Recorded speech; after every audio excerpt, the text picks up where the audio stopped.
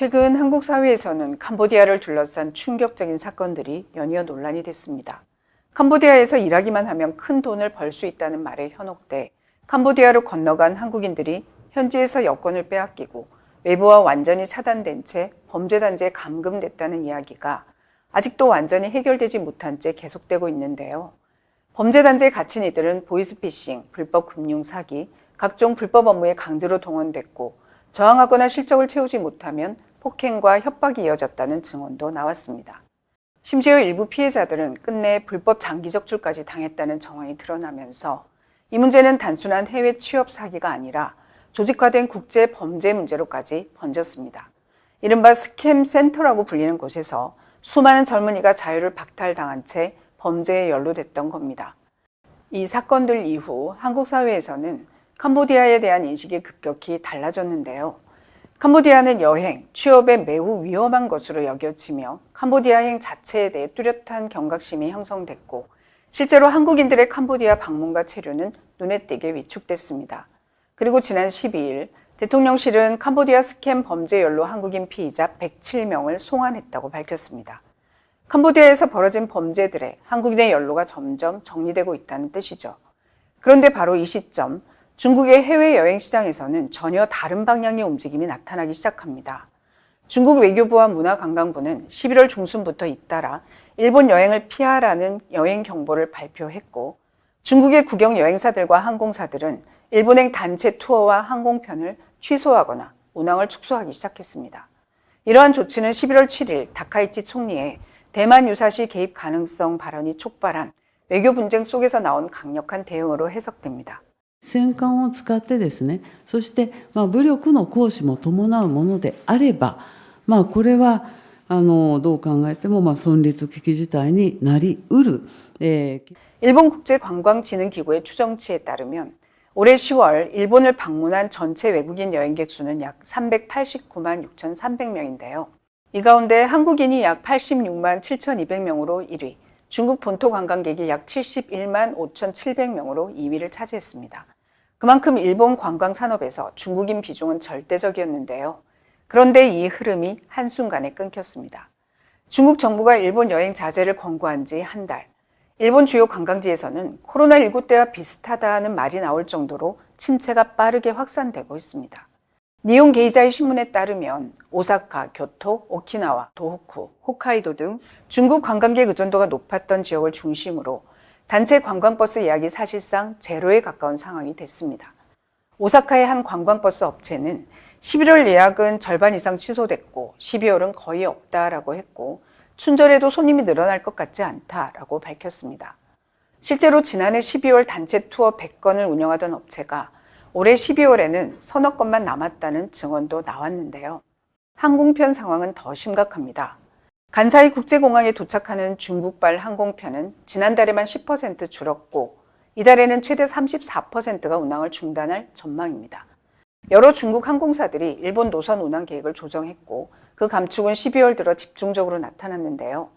항공 스케줄 분석기관 OAG의 데이터에 따르면 중국 항공사 16곳이 운영하던 일본행 편도 항공편은 4,703편에서 3,537편으로 감소했습니다. 좌석수도 88만 4천석에서 67만 2천석으로 줄었는데요. 운항 횟수 기준 약 25%, 좌석수 기준 약 24%가 사라진 셈이죠. 11월 말까지 이미 900편이 넘는 항공편이 취소됐고 중일 직항 노선 가운데 최소 12개는 아예 전면 운항이 중단됐습니다. 중국 항공사들은 일본 노선에 대해 수수료 없는 전액 환불 조치를 시행했고 무료 취소 가능 기간도 내년 3월까지 연장했습니다. 중국인 관광객 매출 비중이 높았던 오사카 백화점과 호텔 매출도 눈에 띄게 줄었는데요. 한큐 우메다 본점의 중국인 고객 매출은 11월 하순부터 약 20% 감소했고 지난달까지 호조였던 다이마루 신사이바시점도 12월 들어 매출이 전년 대비 감소세로 돌아섰습니다. 오키나와에서는 나하, 베이징 노선이 결항됐고 중국발 크루즈 기항 취소도 18건에 달했습니다. 도호쿠 센다이 노선, 홋카이도 노선도 줄줄이 중단되거나 취소되고 있고요. 여기에 최근 아오모리 앞바다 지진까지 겹치면서 주일 중국 대사관은 일본 방문을 피하라는 권고를 재차 내놨습니다. 일본 기업을 대상으로 한 조사에서는 42.8%가 이미 일본 경제에 부정적 영향이 나타났다라고 답했습니다. 이 수치들이 의미하는 건 단순한 조정이나 제한이 아닙니다. 중국인들에게 친숙하고 안정적인 일본이라는 해외여행지가 사실상 막혀버렸다는 뜻입니다. 중국 정부가 공식적으로 금지라는 표현을 쓰진 않았지만 현실적으로는 일본 여행 비용이 올라가고 노선이 줄고 선택지가 사라지면서 일본 여행 자체가 어려워진 구조가 만들어졌습니다. 중국의 거대한 해외여행 수요가 스스로 잘려나간 셈입니다. 관광산업의 관점에서 보면 이건 꽤 치명적인 변화인데요. 가장 인기 많은 목적지 중 하나가 한순간에 사라졌고 그 자리는 그대로 공백으로 남게 됩니다. 여행업계 입장에선 이 공백을 그냥 둘 수는 없겠죠. 일본이 막히자 중국 여행업계는 즉각 대체 목적지를 급하게 찾기 시작했습니다. 그리고 그 중심에 중국 최대 여행 플랫폼 C트립이 있습니다. C트립은 뉴욕과 홍콩 증시에 상장된 민간 기업이지만 중국의 대형 플랫폼 기업답게 내부에는 공산당 당위원회가 설치되어 있는데요. 중국에서 해외여행 산업은 정부가 직접 관리하는 전략 산업 중 하나입니다. 출입국 정책, 항공 슬롯, 단체 관광 허가, 이 모든 게 중국 정부의 통제 아래 있죠. 그래서 정부가 방향을 바꾸면 여행 플랫폼은 그에 따라 여행 상품과 내용을 조정해야 하는 구조입니다. 이런 상황에서 지난 12월 1일 C트립은 캄보디아 관광청과 전략적 협력 체결식을 엽니다. 호텔 패키지와 관광 코스 공동 프로모션을 대대적으로 추진하기로 합의했죠. 그리고 놀랍게도 그 바로 다음 날 캄보디아 정부는 중국인을 대상으로 한 14일 무비자 정책을 공식 발표합니다.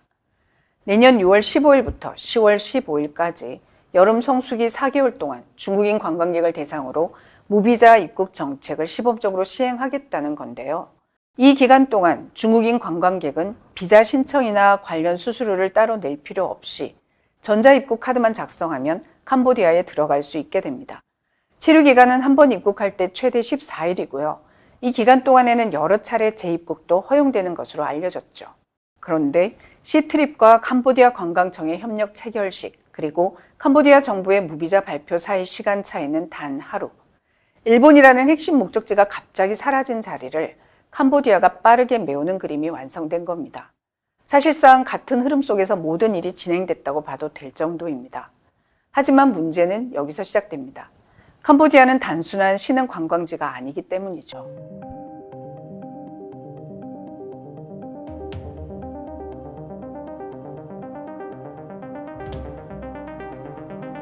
캄보디아는 이미 오래전부터 국제사회에서 대규모 사기단지, 인신매매, 강제노동의 중심지로 지목돼 왔습니다. 유엔과 인권단체, BBC, 로이터 등의 보도에 따르면 캄보디아 곳곳에는 50곳이 넘는 사기단지가 여전히 운영 중인데요. 겉으로는 호텔이나 산업단지처럼 보이지만 내부는 외부와 완전히 차단된 범죄기지로 운영되고 있죠. 여권 압수, 감금, 폭행, 협박, 보이스피싱 강제 동원, 몸감 요구까지 이미 수차례 확인된 사실입니다. 캄보디아 범죄단지에서 피해자는 한국인뿐만 아니라 동남아인, 아프리카 출신까지 다양했고 중국인 피해자 역시 적지 않았습니다. 그런데 이런 상황에서 중국 정부와 C트립이 나서서 캄보디아를 대체 목적지로 적극 밀자 중국 온라인 커뮤니티에서는 즉각 반발이 나왔습니다. 왜 하필 캄보디아냐? 그곳은 안전하지 않다. 관광객을 위험지역으로 보내는 것 아니냐라는 비판이 쏟아졌고요. 일부 이용자들은 개인정보 도용이 걱정된다며 C트립 계정을 삭제하기도 했습니다. 앞서 말씀드렸듯이 한국 사회는 이미 캄보디아 범죄단지의 실태를 알게 됐고 한국인들은 캄보디아행 자체를 경계하고 있습니다. 그 결과 현지 범죄단지에서 강제노동에 동원되던 외국인 인력이 줄어들고 있다는 이야기도 나옵니다. 여기서 또 다른 의문이 제기됩니다. 이런 상황에서 중국 정부와 중국 최대 여행 플랫폼이 나서서 대규모 중국인 여행 흐름을 캄보디아로 유도하는 게 단순히 관광산업 회복을 위한 선택일까요? 아니면 다른 목적과 구조적 계산이 깔려 있는 걸까요? 과연 이 여행 권장은 누구를 위한 결정이었을까요? 그리고 그 선택의 위험과 책임은 결국 누가 감당하게 되는 걸까요?